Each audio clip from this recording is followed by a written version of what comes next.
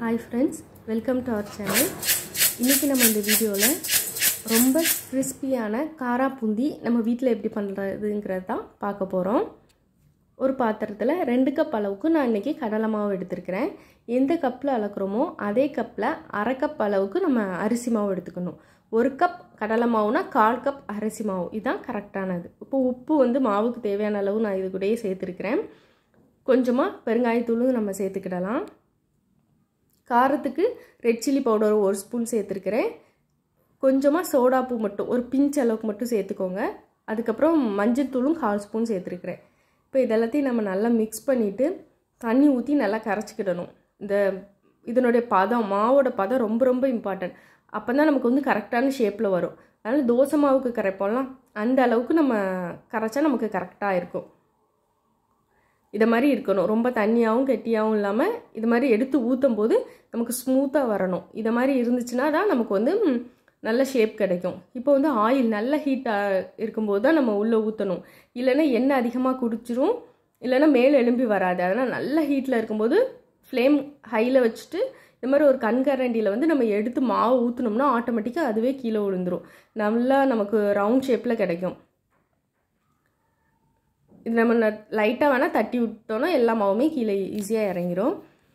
இப்போ நீங்க மாவு திக்கா வச்சீங்கன்னா நமக்கு கீழ அவ்வளவா விழாது. அப்ப லைட்டா தேய்க்கிற மாதிரி இருக்கும். மாவு ஊத்திட்டு கரண்டியாலே தேய்க்கிற மாதிரி இருக்கும்.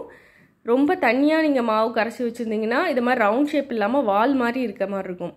அப்போ நீங்க இன்னும் கொஞ்சமா கடலை மாவு சேர்த்துக்கிட்டு mix பண்ணிட்டு திருப்பி இத மாதிரி பண்ணுங்க.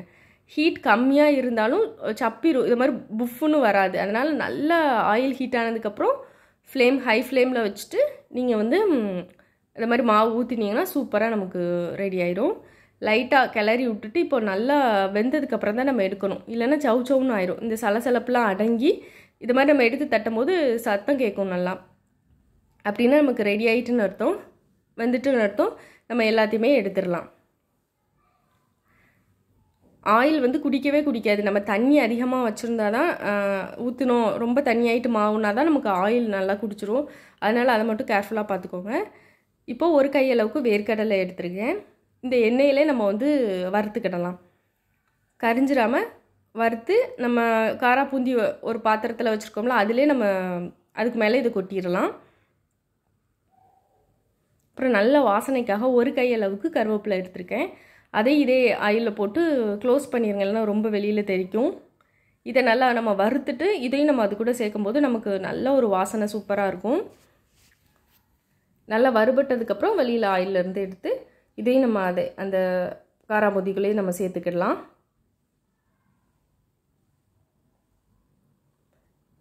இப்போ பூண்டு ஒரு 7-8 பூண்டை வந்து தோலோட லைட்டா நசுக்கிட்டு உள்ள சேர்த்து இதையும் நம்ம வறுத்துக்கலாம். வறுத்துட்டு நம்ம தனியா எடுத்து வச்சுக்கிடலாம். இந்த பூண்டு சேர்க்கும்போது ரொம்ப சூப்பரான வாசனை நமக்கு இருக்கும். இதையும் சேர்த்துக்கிட்டு இப்போ ஆல்ரெடி நம்ம உப்பு காரம் எல்லாம் சேர்த்துக்க தான் செய்தோம். ஆனாலும் இப்போ எக்ஸ்ட்ரா நம்ம கொஞ்சம் போடணும். அப்பதான் நமக்கு நல்ல டேஸ்ட் தூக்கி கொடுக்கும். அதனால கொஞ்சமா காரத்துக்கு வந்து வத்தல் பொடி சேர்த்திருக்கேன். கொஞ்சமா சேர்த்துட்டு அப்புறம் எல்லாத்தையும் mix பண்ணதுக்கு அப்புறம் டேஸ்ட் பண்ணி பார்த்துட்டு அப்புறம் சேர்க்கலாம். இந்த சூட்டோடயே நம்ம வந்து பெருங்காயத்தூளும் 1/2 ஸ்பூன் சேர்த்துக்கலாம். அப்புறம் உப்பு கொஞ்சமா சேர்த்திருக்கேன். ஆல்ரெடி உப்பு போட்டுருக்கோம். இருந்தாலும் நம்ம சேர்க்கணும். இப்போ எல்லாத்தையும் நல்லா mix பண்ணிட்டு டேஸ்ட் பண்ணி பார்த்துட்டு எதுவும் நம்ம சேர்க்கணும்னா எக்ஸ்ட்ரா நம்ம சேர்த்துக்கலாம். அவ்வளவுதான் சூப்பரா ரெடி ஆயிட்டு நல்லா mix பண்ணி விட்டுறணும். அப்பதான் நமக்கு வந்து உப்பு காரம்லாம் நல்லா mix ஆகி சூப்பரா இருக்கும்.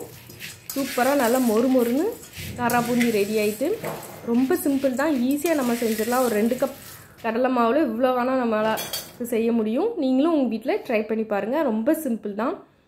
Thanks for watching.